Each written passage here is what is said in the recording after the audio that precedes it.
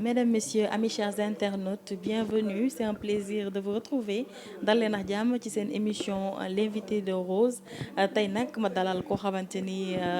vraiment personnellement déjà dama ko sopp lool bëgg ko lool waaye it du ma ne guléet bi la jotaay daal di am dama koy bàyyi mu nuyoo bu ko defee si kanam tuuti ñu daal di gën a faram-fàcce ana lan la ñu war a waxtaanee tey maa ngi lay nuyu Jamila di la dalal ak jàmm ci Seneweb TV. maa lay fay Rose maa ngi nuyu téléspectateur wu internetu Seneweb encore une fois tey moom dama kontaan yow man ak yow tey duguleet c'est vrai donc jaruñuy wax ba sonnoo ci yoon bi. sonn naa tuuti rek. tuuti rek. Rose Aïcha donc Jamila dañuy waxtaanee rek invitation boobu nga xamante ni amoon nga ko fan yee ñu génn ba demoon fi nga xamante ni mooy Congo en tant que femme modèle. ci suñu première question Jamila déjà dañ lay laaj ba xam sonoo trop ci voyage bi nga ñëwee léegi ba xam noppaliku nga bëggoon nañ nag xam réellement lan moo waraloon sa déplacement dem foofu nga xamante ni mooy Congo. Gannaaw ba nga xamante ni journée internationale des personnes de petite taille gis nañ la fa ana la moo sabab boobu le déplacement. waa encore une fois maa ngi kontaan ci invitation bi donc voyage bi sori woon na torop je pense que j'ai même pas eu le temps de me reposer mais bon c'est pour la bonne cause donc dañ ma invité woon foofu Congo Kinshasa par rapport à la journée internationale des personnes de petite taille célébrée à Kinshasa le 25 octobre bii nii parce que on n'avait jamais célébré cet événement donc cet événement on l'avait jamais célébré même au Sénégal ma am contentement ak fierté vraiment dem ci invitation bi représenter Sénégal kontaan naa torop parce que Sénégal tamit mësuñu ko célébrer on avait seulement tendance à célébrer la journée mondiale du handicap et tey je pense que c'est une fierté une sœur bi nga xamante ne elle est de Kinshasa contacté ma pour ñu dem ensemble célébrer la journée. Tey la fédération sénégalaise des handicapés defe naa du yow rek yaa fi nekk personne de petite taille ñu tànn la yow pour nga ñëw représenter foofu ñi nga xamante ni rek ñooy les personnes de petite taille foofu ca Kinshasa nouvelle bi ba nga ko yëgee ban yëg-yëg nga ci am ak noo ko dundee ak sa famille. Vraiment contentement la parce que comme nuñ ko waxee tantôt du man kese man maa nekk une personne de petite taille. mais le fait que ñu porter leur choix ci man sant yàlla la ba ma ko yëgee aussi sama famille ñoom ñëpp kontaan nañ ma mère sama yaay gëmu ko woon sax au début mais après bu mu gisee ni fédération bi ñoom ñëpp bu ma leen ko expliqué wee ñu jàpp ci vraiment ba tey sama yaay ba tey gëmu ko woon même mën naa wax ne jour bu ma ko waxee suba laay dem jour boobu la ko gëm vraiment.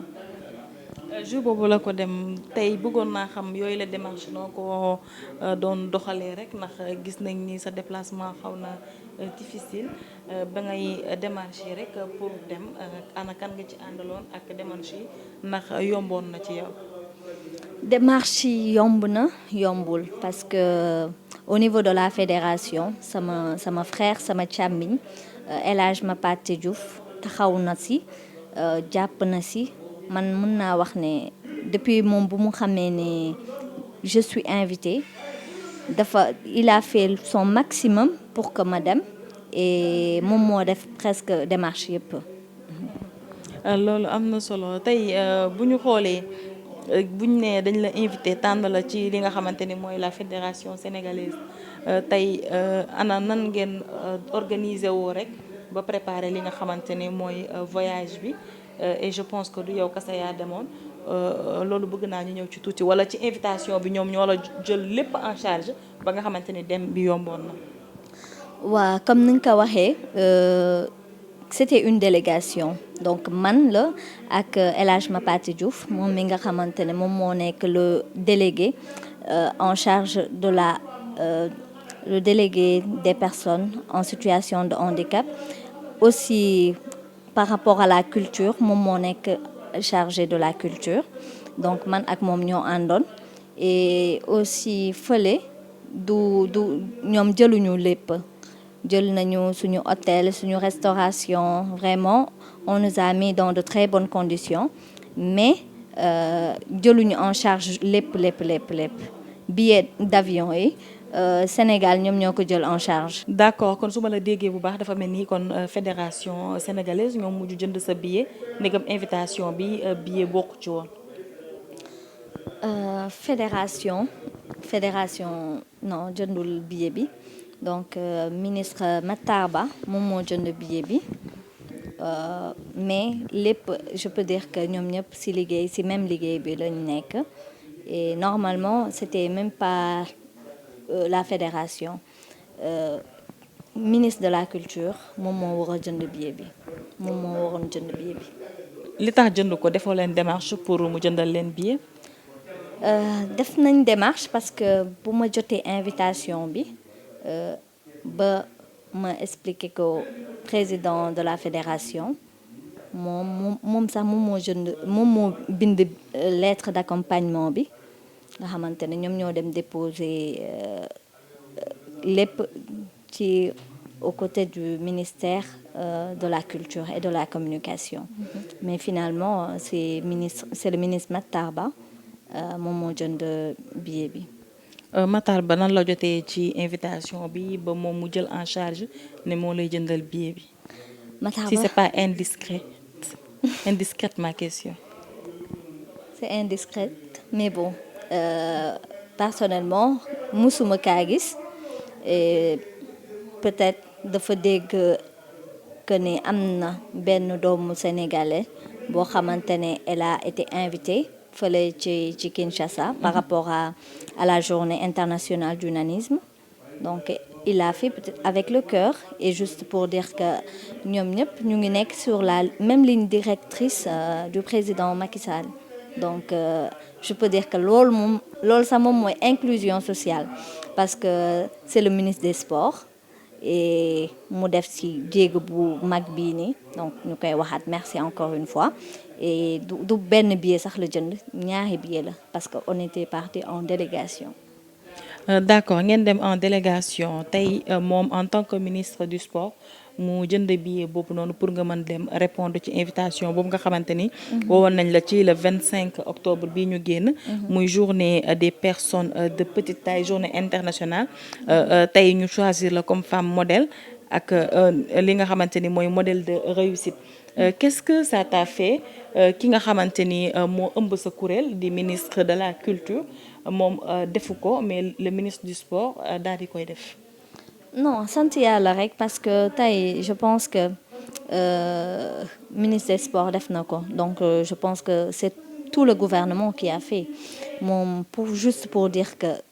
tey mënoon na wax man sport laay gérer wu ma lii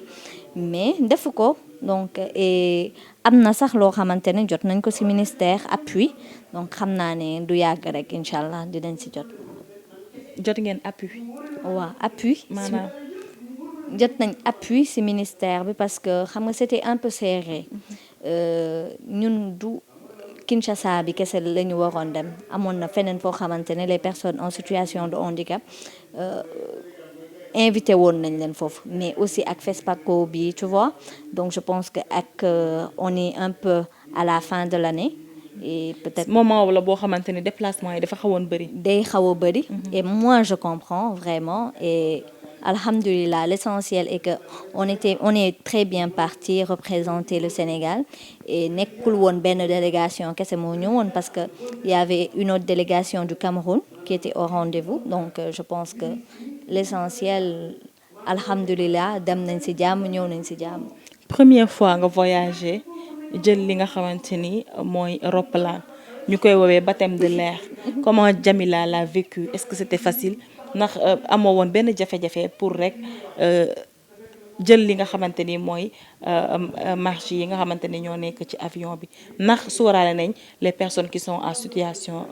d'handicap. foofu moom chapeau vraiment donc